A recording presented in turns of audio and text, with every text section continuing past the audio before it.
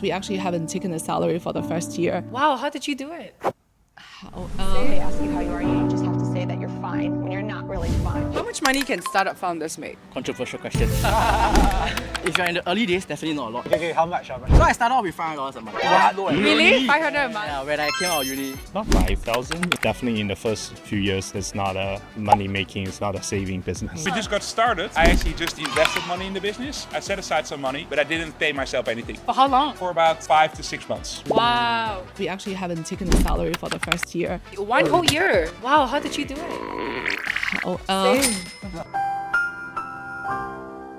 We decided as founders that we would only actually take a salary after reaching a certain milestone. What's the best way to make money as a founder? Your exit law.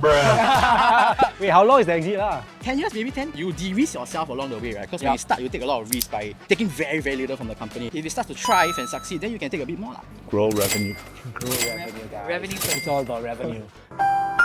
Make sure you get a lot of paying customers. I'd say that's like the #1 thing, right? Customer money is the best money. I think the idea of going into business is not just to make money, but to solve a problem. But if your focus is purely on money, I think it's a high chance that you won't be earning money. What do you think is the failure rate of startups in Singapore? Wow.